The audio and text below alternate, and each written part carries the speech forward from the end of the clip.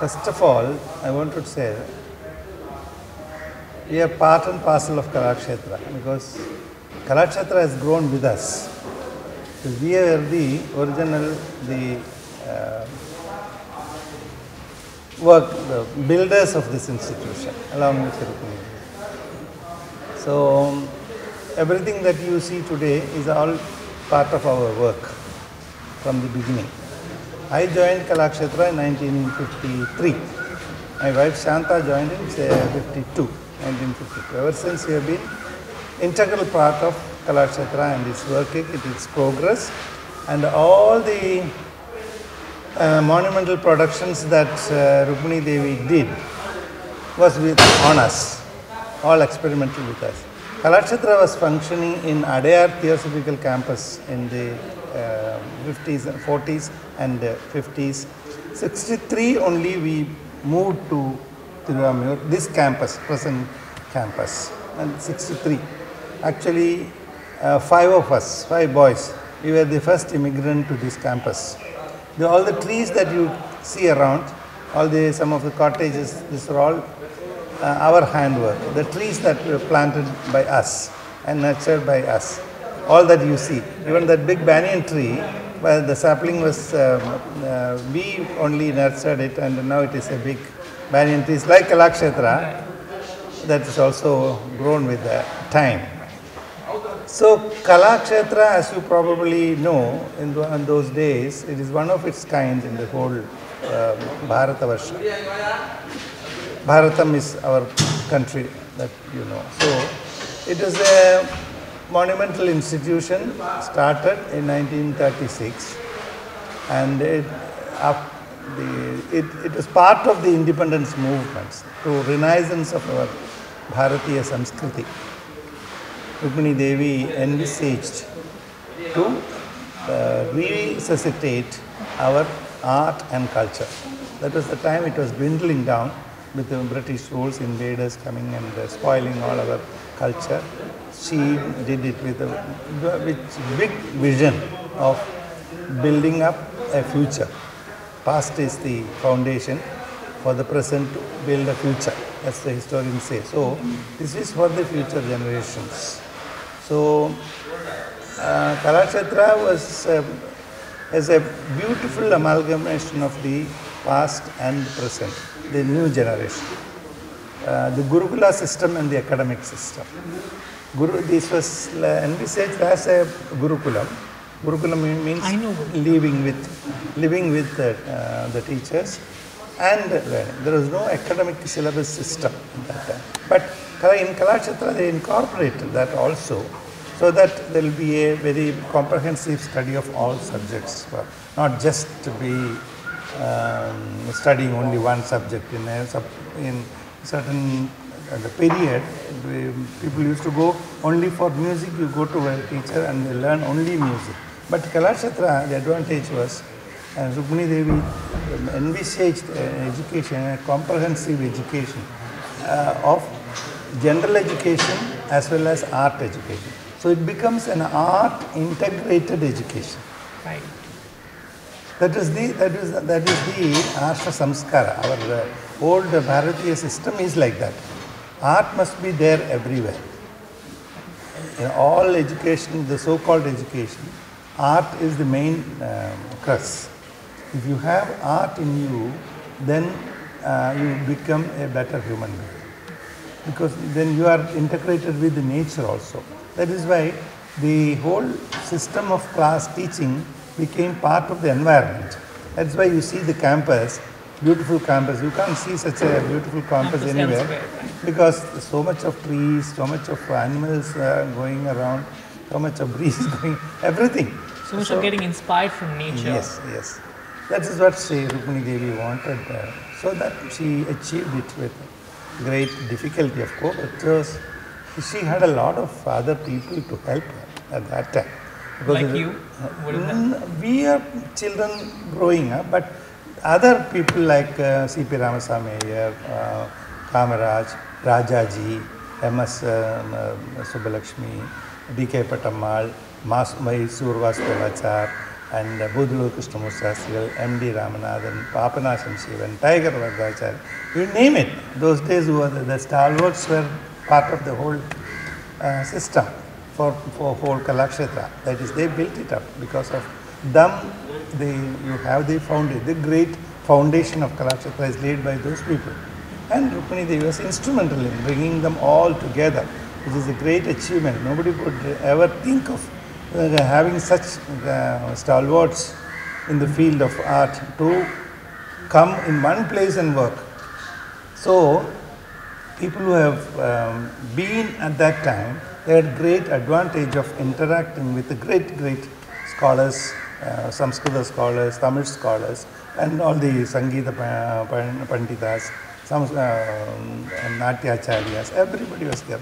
For Kathakali, Guru Chandrapanikar, Guru Ambu Panikar, they were all, she brought everybody together to nurture this, to build up this Kalakshetra. So, Kalakshetra now, you know, as it has grown into the international university, art university. There is no other institutions like that in Bharata. Even probably if I say even the whole world, I don't think you will see such an integrated educational center. So that's the beauty of Kalakshetra. As the name goes, Kalakshetra, it's a temple of art, complete. According to our Asha Samskara, a place of learning should be a place of worship. This became like that. So this was a pilgrim center for people to come and see, enjoy, get inspiration from the soil of this Kalakshetra. Thank you. This is the 1 minute. Yeah, you can go ahead. Any other question? I wanted to ask you one question, this is basically like when forms of art are commercialized, it reaches the mass. But somehow it has been that our form of art, Indian form of art, has never been commercialized, and it's been restricted, and you know, it has been accessible only to a certain class. And do you think that commercializing it will make it reach the mass? The word commercialization is irrelevant to any studies like these art forms. Right. Because today we change according to the time. We have to.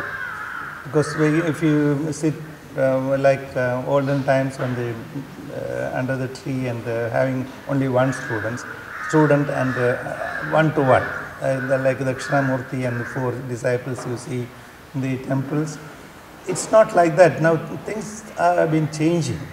So according to the time changes, we have evolved ourselves without eschewing the values of the old culture. That is what the motto of Kalakshetra. It is, we have to go with the modern. So what you mean by commercialization is a questionable thing.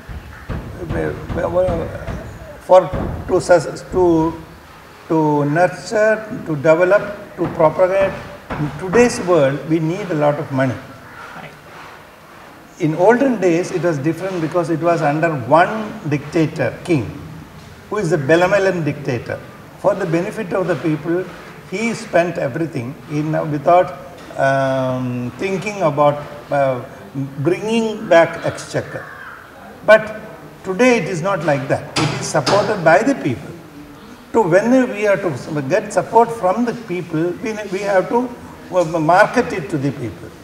Marketing marketing is not a bad word. Sometimes they think the word marketing in respect of art is a bad word. It's not. We have to make people know such and such a good valuable thing is existing.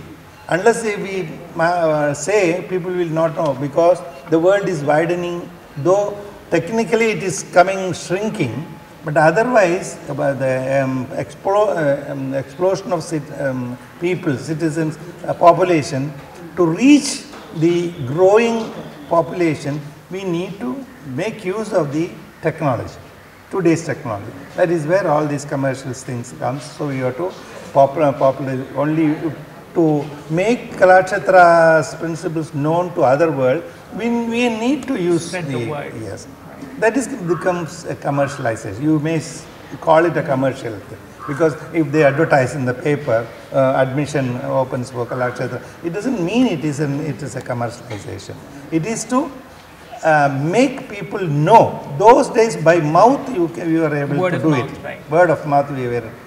But today we have to use the technology to let know the world that there something is existing here. Otherwise people will not know.